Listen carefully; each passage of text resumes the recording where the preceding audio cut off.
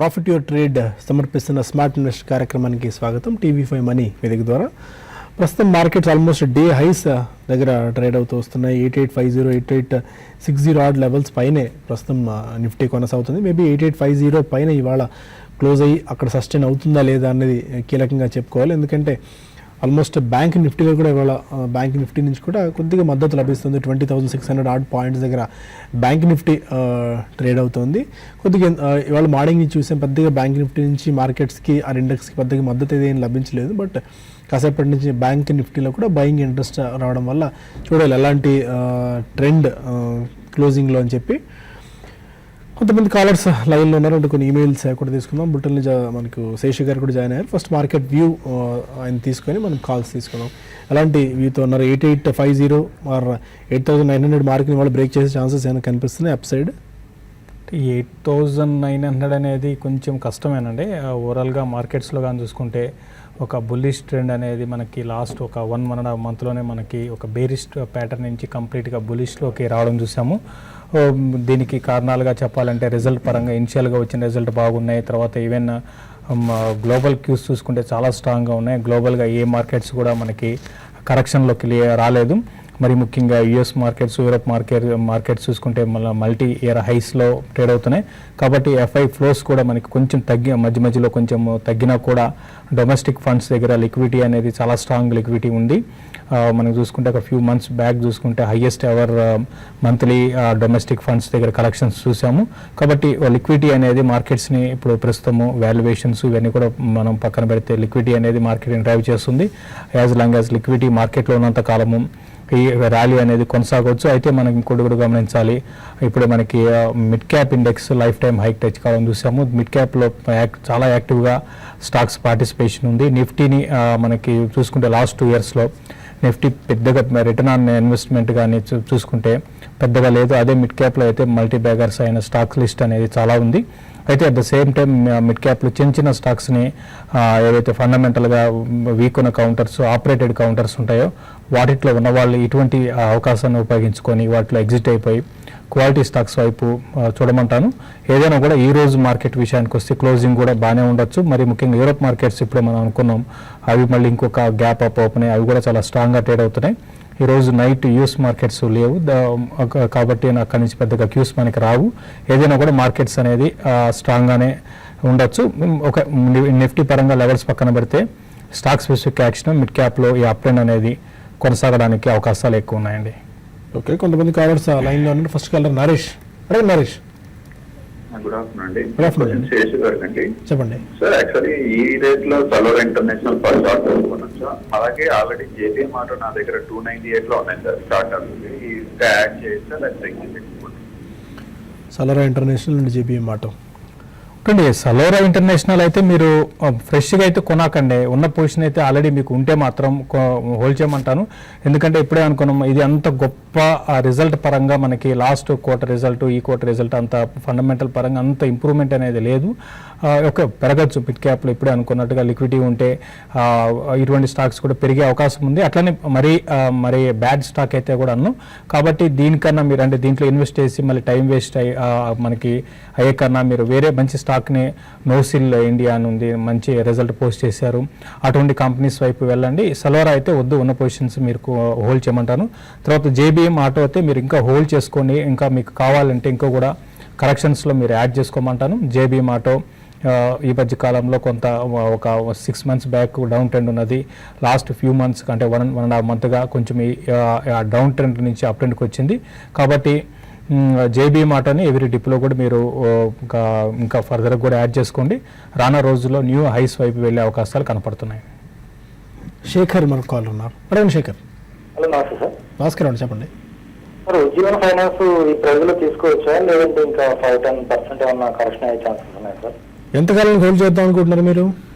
ఒక 2 years sir. Okay, Ujjivan ఓవరాల్గా చాలా స్ట్రాంగ్గా పెర్ఫామ్ చేసిన కంపెనీ అండి. ఈ మధ్య చూస్తే కనుక ఈ స్టాక్ 300 రూపాయల నుంచి 450 రూపాయల వరకు బాగా పెర్ఫామ్ అప్ ట్రెండ్లోకి వెళ్ళిన స్టాక్ చూస్తే కనుక బుల్లిష్గా ఉన్నప్పటికీ 450 లెవెల్స్ దగ్గర 480 లెవెల్స్ దగ్గర లాస్ట్ 6 monthsగా చూస్తే కనుక చాలా స్ట్రాంగ్ రెసిస్టెన్స్ కూడా కనిపిస్తోంది. ఈ లెవెల్ దాటలేకపోతుంది. ప్రస్తుతానికి ఇంచుమించు లాంగ్ టర్మ్ రెసిస్టెన్స్ దగ్గర కనిపిస్తుంది. నా ఉద్దేశం అయితే మటుకు ప్రస్తుతం ఈ లెవెల్లో కొంచెం ఆగే అవకాశాలు కనిపిస్తుంది. ఒక డిప్లో తీసుకోవచ్చు.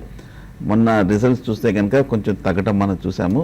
ఓవరాల్గా చూస్తే కనుక లాస్ట్ ఫ్యూ క్వార్టర్స్ కూడా గ్రోత్ కూడా ప్రాఫిట్స్ కూడా చాలా స్ట్రాంగ్గానే కనిపిస్తుంది. వాల్యుయేషన్స్ కూడా అట్రాక్టివ్గా కనిపిస్తుంది. కాబట్టి టెక్నికల్గా కరెక్షన్ వచ్చే అవకాశాలు కనిపిస్తుంది. ఒక చిన్న డిప్లో 400 to 390 లెవెల్స్కి వస్తే కనుక అక్కడ బై చేయొచ్చు. హైదరాబాద్ నుంచి సరస్వతి మరో కాలం. గుడ్ ఆఫ్టర్నూన్ అండి. గుడ్ ఆఫ్టర్నూన్, చెప్పండి. నా దగ్గర బోరియన్ పేపర్ ఉందండి. 6% క్లాస్ లో ఉన్నాను. మయూరి యూనియన్ క్వార్టర్స్ ఒకటి, రెండు యావరేజ్ చేయొచ్చా ఈ టైంలో? ఓరియంట్ పేపర్ అన్నారు కదా ఫస్ట్ స్టాక్. అవునండి. మయూర్ యూనికోర్స్ ఎంతకాలం హోల్డ్ చేస్తున్నారండి ఈ స్టాక్స్? ఇది అంటే నేను అరౌండ్ 1 year అట్టే పెడదాం అనుకున్నాను. అంటే నేను ఎక్కువ మెయిన్ 20% ప్రాఫిట్ అలా వస్తే బుక్ చేసి బయటకు వచ్చేద్దాం అనుకున్నాను. అయితే షార్ట్ టర్మ్ ఒక రకంగా చెప్పండి, కొద్దిగా షార్ట్ టర్మ్ ట్రేడింగ్ దీనిలోనే ఉన్నారు. Orient Paper and Mayur యూనికోర్స్.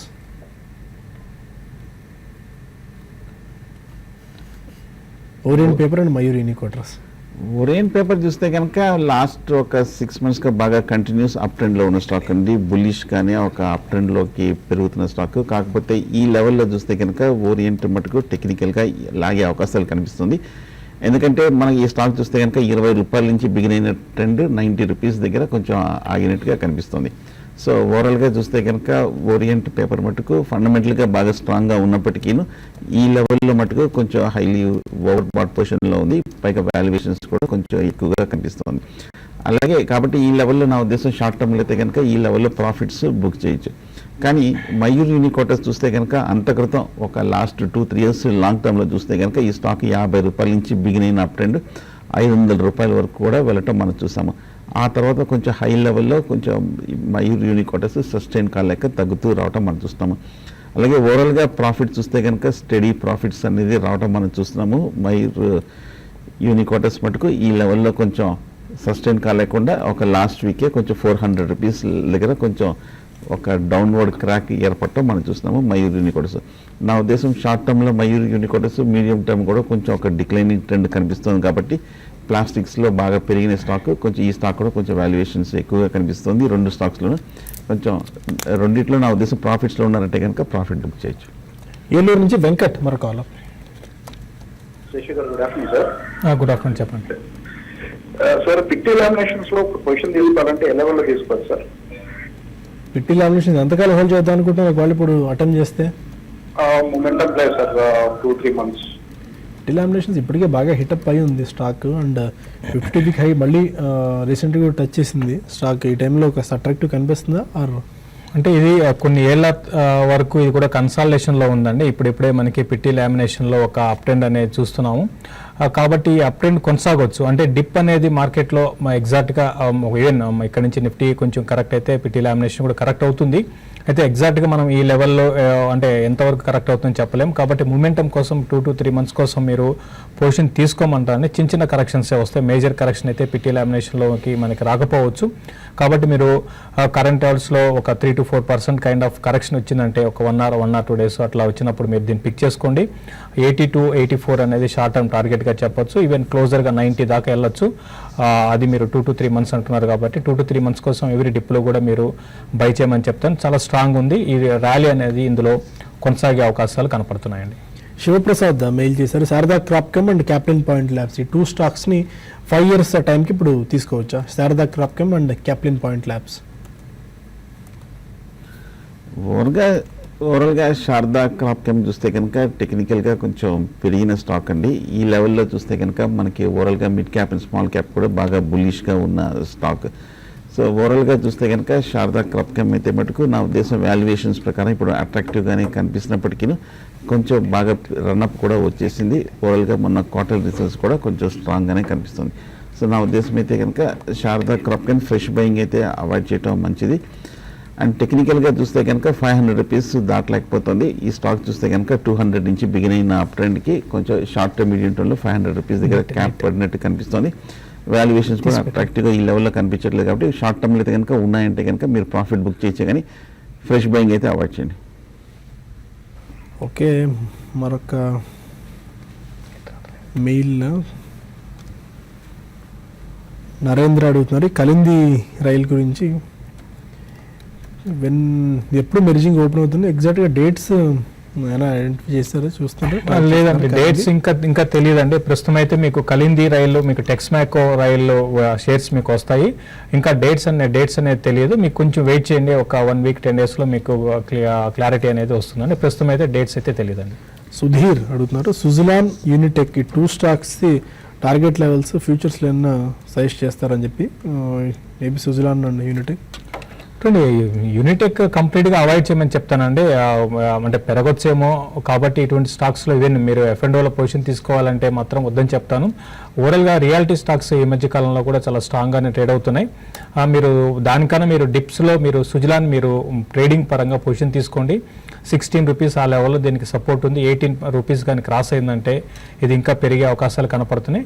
కాబట్టి ప్రస్తుతం అయితే మాత్రం మీరు సుజలాన్ని మీరు తీసుకోండి. యూనిటెక్ మాత్రం అవాయిడ్ చేయండి. ఒకవేళ మీరు రియల్ ఎస్టేట్ కౌంటర్లోనే ఉండాలి అనుకుంటే మాత్రం IB రియల్ ఎస్టేట్ ఒకటి డిప్స్లో మీరు F&Oలో పొజిషన్ తీసుకోమని చెప్తాను. రాజ్యలక్ష్మి నేను చేస్తున్న RBL బ్యాంక్ని కరెంట్ ప్రైస్లో లాంగ్ టర్మ్ గురించి బై చేసుకోవచ్చు అని చెప్పి 430 రూపీస్ పైన ట్రేడ్ అవుతుంది RBL బ్యాంక్. మనం చాలా రోజు సజెస్ట్ చేస్తూనే ఉన్నాం IPO ప్రైస్ నుంచి. రీసెంట్గా కూడా 380, 390, 400 లెవెల్స్ దగ్గర కూడా సజెస్ట్ చేసాం. ఈ టైంలో ఇంకా అట్రాక్టివ్ కనిపిస్తుంది RBL బ్యాంక్. ఆర్బిఎల్ బ్యాంక్ చూస్తే కనుక బాగా రన్అప్ వచ్చేసిన స్టాక్ అండి. ఈ మధ్య మనం చూస్తే కనుక ఇన్ఫ్యాక్ట్ లిస్ట్ అయినప్పటి నుంచి చూస్తే కనుక బాగా కంటిన్యూస్గా పెరుగుతూ ఈ పోయిన వారం కూడా చూస్తే కనుక ప్రీవియస్ హై అయిన 400 రూపాయలు 3 నెలల క్రితం ఏర్పడిన టాప్ని కూడా కొంచెం బ్రేక్అవుట్ రావడం కూడా మనం చూస్తున్నాము. ప్రస్తుతానికైతే మటుకు ఆర్బిఎల్ బ్యాంక్ హోల్డ్ చేయొచ్చు, ఎందుకంటే మేజర్ అప్ ట్రెండ్ కూడా రావడం మనం చూస్తున్నాము. ఓవరాల్గా చూస్తే కనుక స్టాక్ని హోల్డ్ చేయొచ్చు. ఫ్రెష్ బయింగ్ అయితే మటుకు అవాయిడ్ చేయడం మంచిది. ఓకే, నాగరాజు ఒక మెయిల్ చేశారు. హౌసింగ్ ఫైనాన్స్ సెక్టార్లో ఫండమెంటల్గా మంచి స్ట్రెంత్ ఉన్న స్టాక్ అని ఒకటి సజెస్ట్ చేస్తారా? హౌసింగ్ ఫైనాన్స్ హౌసింగ్ ఫైనాన్స్లో దాదాపు ఉన్న స్టాక్స్ అన్నీ కూడా మంచి 1-2 తప్ప మిగతా అన్నీ కూడా మంచి ఫండమెంటల్స్గా బాగానే ఉన్న కంపెనీస్ అండి. ఎందుకంటే వీటికి గ్రోత్ అనేది స్టడీగా ఉంటుంది, పెద్ద హికప్స్ అనేది ఉండవు. కాబట్టి దాని దృష్టిలో పెట్టుకుంటే అంటే మొన్న కొంచెం ఈ డిమానిటైజేషన్ కారణంగా కొంచెం ఇవన్నీ కూడా బాగా కరెక్ట్ అయినాయి. తర్వాత అక్కడి నుంచి ఏ విధంగా కరెక్ట్ అయ్యావు అట్లా సేమ్ అదే విధంగా బౌన్స్ బ్యాక్ కావడం కూడా చూసాము. అయితే ఉన్న వాటిలో GIC అంటే నేను పర్సనల్గా ఇది ఎక్కువగా అంటే ఉన్న వాటిలో వాల్యుయేషన్స్ పరంగా GIC హౌసింగ్ ఫైనాన్స్ అనేది కొంచెం అట్రాక్టివ్గా ఉంది. మిగతా స్టాక్స్ అన్నీ కూడా బాగా పెరిగిపోయి ఓవర్ వాల్యుయేషన్స్లో ఉన్నాయి. కాబట్టి GIC హౌసింగ్ ఫైనాన్స్ని ఎవరి డిప్లో కూడా మీరు లాంగ్ టర్మ్ కోసం కన్సిడర్ చేయొచ్చండి. ఓకే, మరొక మెయిల్ తీసుకుందాం. ఈ లోపు కాల్ ఒకటి శ్రీరామ్ అడగండి. Sriram good afternoon Seshan sir. Good afternoon. Hello sir, Seshan garu, ఈ ఆయిల్ ఇండియా కొంచెం డౌన్ అయింది సార్, ఏమైనా రీజన్ ఉందా సార్ ఇవాళ? అండ్ కైటెక్స్ ఈ ప్రైస్ లో తీసుకోవచ్చా సార్ 1 year కి? Okay, Oil India and Kitex reason అంటే డే టు డే బేసిస్లో ఒక 2 to 3 days ఒకవేళ స్టాక్ పెరిగింది అంటే కొంచెం ప్రాఫిట్ బుకింగ్ అనేది రావచ్చండి. ఒకటి ఆయిల్ ఇండియా కరెక్ట్ కావడానికి పెద్ద రీజన్ అంటూ ఏం లేదు. రీసెంట్గా చూసుకుంటే చాలా స్టడీగానే మనకి ఈ స్టాక్లో మనకి ట్రెండ్ అనేది చూసాం. అయితే ఇప్పుడు ప్రస్తుతం అయితే మాత్రం ఈ స్టాక్ కొంచెం వీక్ ఉందండి, వీక్ జోన్లోకి వచ్చిందని చెప్పచ్చు. కాబట్టి ప్రస్తుతం అయితే ఆల్రెడీ మీకు ఇన్వెస్ట్మెంట్ చేసి ఉంటే మాత్రం కొంచెం డౌన్ ట్రెండ్ రావడానికి అవకాశం ఉంది. ఫ్రెష్గా ఇన్వెస్ట్ చేయాలంటే మాత్రం వెయిట్ చేయండి. కొంచెం కరెక్షన్లో ఆయిల్ ఇండియాని మీరు లాంగ్ టర్మ్ కోసం మీరు కన్సిడర్ చేయొచ్చు. ఆ తర్వాత ఇంకోటి ఏమన్నారండి? కిటెక్స్ గార్మెంట్స్.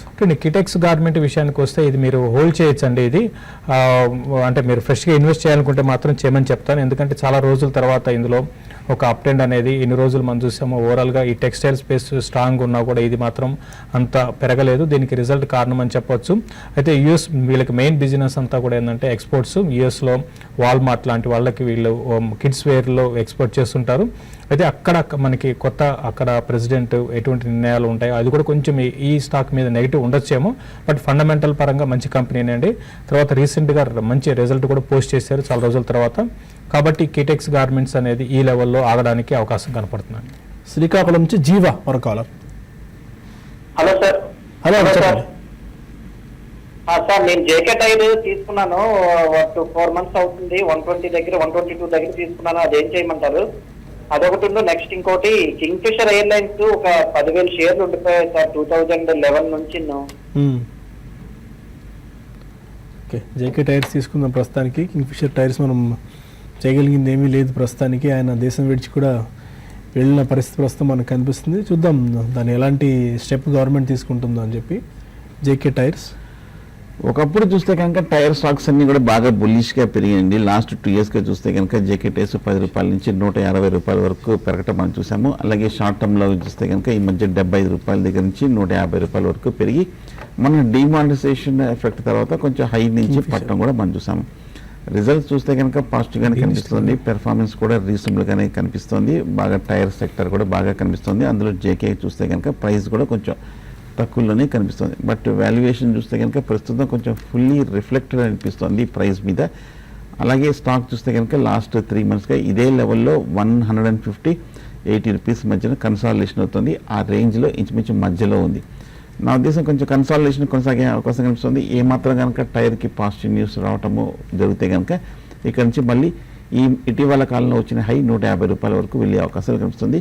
సో పాజిటివ్గా ఉంది, అన్ని ఫ్యాక్టర్స్లోనూ హోల్డ్ చేయండి.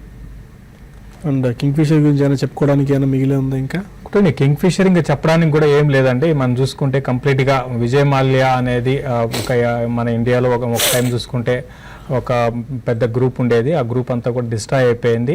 ఈవెన్ మనకు చూసి యునైటెడ్ స్పిరిట్స్లో కూడా కంప్లీట్గా ఎగ్జిట్ అయిపోయారు. కాబట్టి ఇప్పుడు అది ఆల్రెడీ స్టాక్ కూడా డీలిస్ట్ అయిపోయింది. ఇంకా దాని గురించి మీరు చేయాల్సింది ఏం లేదండి. ఈసారి అయినా సరే మీరు స్టాక్ని సెలెక్ట్ చేసుకునే ముందు రీసెర్చ్ చేయండి, బాగా రీసెర్చ్ చేసి తర్వాత ఇన్వెస్ట్ చేయండి. ఆ తర్వాత అంతేగాని ఇన్వెస్ట్ చేసి రీసెర్చ్ చేస్తే మాత్రం ఇట్లే ఉంటాయి. సతీష్ మరొక మెయిల్ చూద్దాం. V-Guard, JK cements and Manappuram finance ఈ 3 స్టాక్స్ని పిక్ చేసుకోవచ్చా కరెంట్ ప్రైస్లో? వీగార్డ్ ఇప్పుడు చూస్తే కనుక ఈ లెవెల్లో కొంచెం కన్సాలిడేషన్ అవుతుంది. స్టాక్ స్ప్లిట్ అవ్వకముందు చూస్తే కనుక 1800 వరకు ఆల్రెడీ బాగా రన్అప్ వచ్చేసింది. ఓవర్ బాట్లో ఉండడం మనం చూస్తున్నాం. అందువల్ల ఇప్పుడు కొంచెం ప్రైస్ తక్కువగా ఉన్నప్పటికీ ఆ టెక్నికల్ అడ్జస్ట్మెంట్ అనేది ఇంకా జరుగుతుంది. ఫండమెంటల్గా చూస్తే కనుక లాస్ట్ కపుల్ ఆఫ్ ఇయర్స్ చాలా స్ట్రాంగ్గా పెర్ఫామ్ చేస్తున్న కంపెనీ. సో ప్రస్తుతానికైతే టెక్నికల్ కరెక్షన్ అయిన తర్వాత చిన్న 5-10% డిప్లో బై చేయొచ్చు. మధుకర్ మెయిల్ చేశారు. నోయిడా టోల్ని 12 రూపీస్ 50 పైస్లో తీసుకున్నారట. 14 రూపీస్ 50 పైస్ నెక్స్ట్ టార్గెట్ 5 డేస్లో ఎక్స్పెక్ట్ చేయొచ్చా? నోయిడా టోల్ బ్రిడ్జ్లో ఆల్రెడీ తీవ్రమైన వివాదాల్లో ఉంది అండ్ లీగల్ ఇష్యూస్లో కొట్టుమిట్టాడుతున్న సంస్థ ఇది. ఆ ఉన్న ఏకైక టోల్ అయిన నోయిడా టోల్ బ్రిడ్జ్ కూడా ప్రస్తుతం డబ్బులు వసూలు చేయలేని పరిస్థితి. అంత మూవ్ చూడొచ్చా ఒక 5 డేస్లో? లేదండి, ఇది ఏంటంటే ఇది గ్రోత్ ఉండే అంటే ఇది కాదండి. స్టాక్ ఇంతకు ముందు కూడా చూసుకుంటే 24-25 రూపీస్లో చాలా కొన్ని ఏళ్ల పాటు స్టాగ్నెట్గా అక్కడే ఉండేది.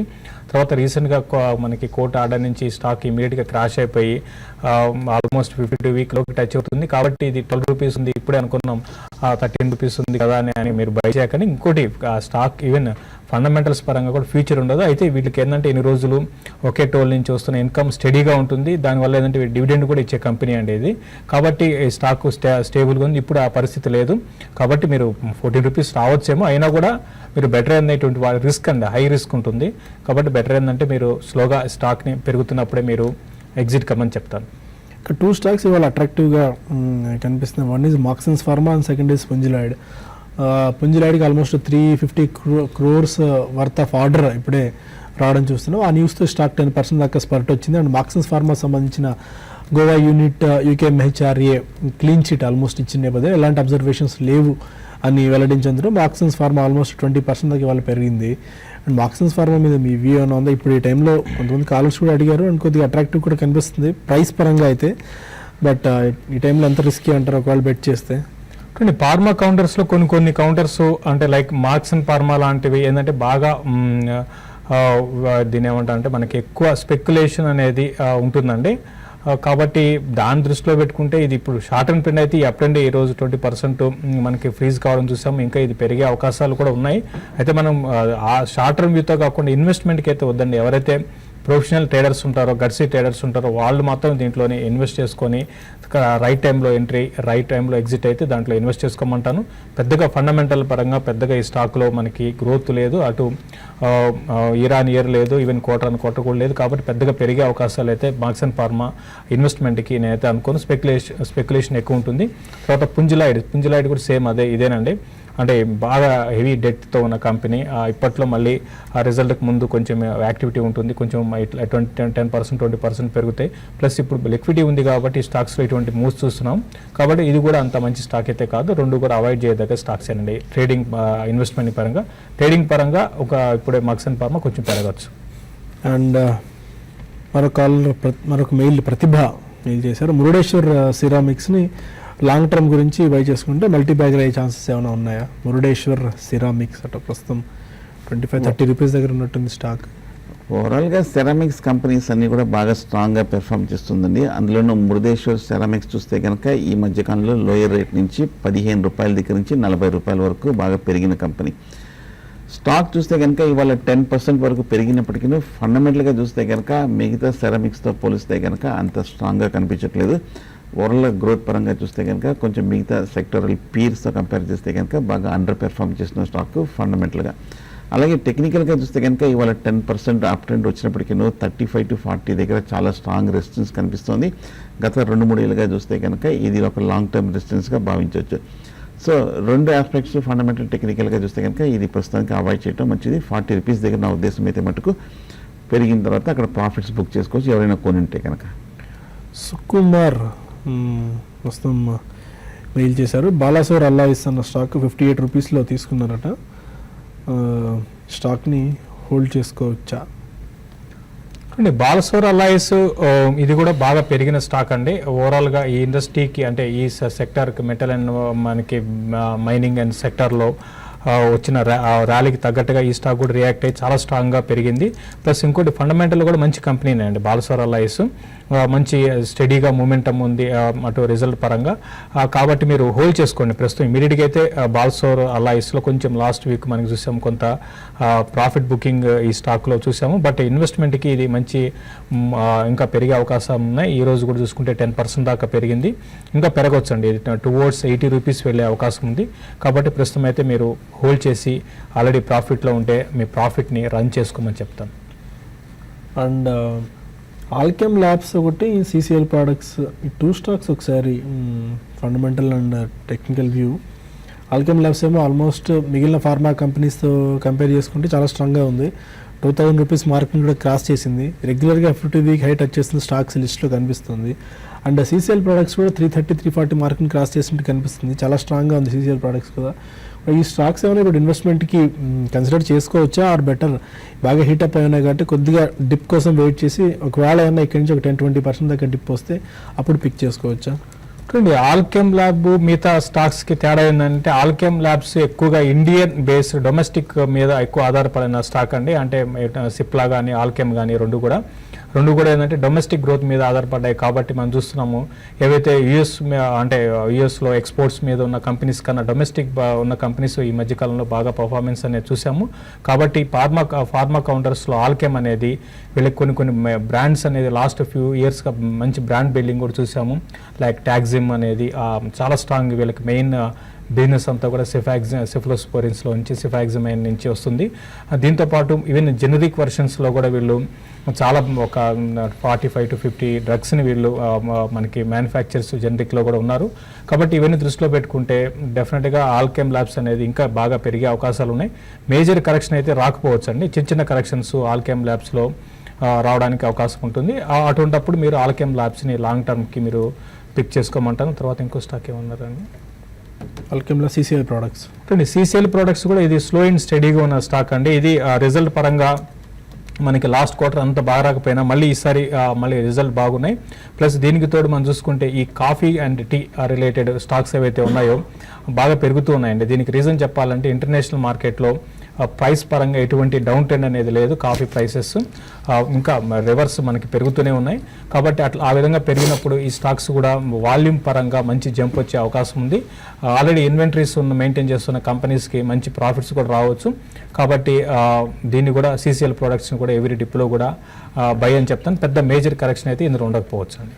అలాగే ఆల్కెమ్ ల్యాబ్స్ లాస్ట్ 2 వీక్స్కి పెరగడానికి ప్రధానమైన కారణం చూస్తే కనుక వీళ్ళు ఇండియాలో టైగర్ బాంబ్ ప్రోడక్ట్ని వీళ్ళే మార్కెటింగ్ చేస్తారు అన్న ఒక వార్త రావడంతో ఆ స్ట్రాటజీ తోటి లాస్ట్ 2 వీక్స్గా పెరిగింది. అందువల్ల గ్రోత్ కూడా బాగా ఉంటుంది. ఒక ఫోర్కాస్ట్ రావడం చూసాము. అందువల్ల కొంచెం లాస్ట్ 2 వీక్స్ అనూహ్యంగా పెరుగుతుంది. ఓకే.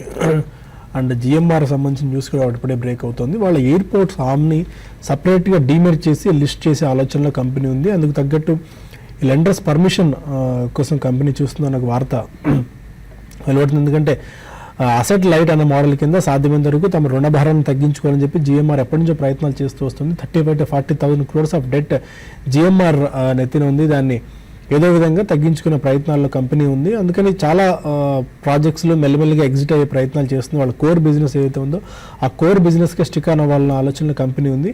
ఇప్పుడు కూడా ఈ జిఎంఆర్ ఇన్ఫ్రాలో ఉన్న ఎయిర్పోర్ట్ డివిజన్ని సపరేట్గా దాన్ని డీమేర్ చేసి లిస్ట్ చేస్తే వాల్యుయేషన్స్ అన్లాకింగ్ అయ్యే ఛాన్సెస్ ఉన్నాయి కాబట్టి ఆ దిశగా అడుగులు వేస్తుంది. దాంతో ఈ న్యూస్తో ఆల్మోస్ట్ ఒక 8% దాకా స్పర్ట్ జిఎంఆర్ ఇన్ఫ్రాలో రావడం చూసినా 15 రూపీస్ దగ్గర ఈ స్టాక్ ట్రేడ్ అవుతుంది ప్రస్తుతానికి. మేబీ 20,000 crores సంబంధించిన వాల్యుయేషన్ ఎయిర్పోర్ట్స్కి రావచ్చేమో మనకు న్యూస్ రావడం చూస్తున్నాం. ఇది ఎలాంటి రిపర్కషన్స్ ఉంటాయి, తర్వాత ఎలా స్వాప్ రేషియో ఎలా ఉంటుంది ఏంటనేది మనకు మరికొద్ది రోజులు తెలిసే అవకాశం ఉంది. బట్ ఈ న్యూస్ దాంతో ఒక 10% దాకా వాళ్ళ జిఎంఆర్ ఇన్ఫ్రాలో స్పాట్ రావడం మనం చూస్తున్నాం. So any key trend key number to watch for index 8,850 పైన 8,860 ఆడ్ లెవెల్స్ దగ్గర ట్రేడ్ అవుతుంది నిఫ్టీ.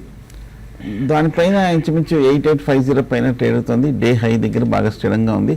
అంటే రెండోసారి ఆ 8880 8900 పోయిన శుక్రవారం ఒక ఫేస్ చేసిన ఒక స్ట్రాంగ్ రెసిస్టెన్స్ లెవెల్స్ని రెండోసారి రీటెస్ట్ చేస్తుంది. బహుశా డబుల్ టాప్ ప్యాటర్న్ కోసం ఏర్పడుతున్నట్టుగా కనిపిస్తుంది.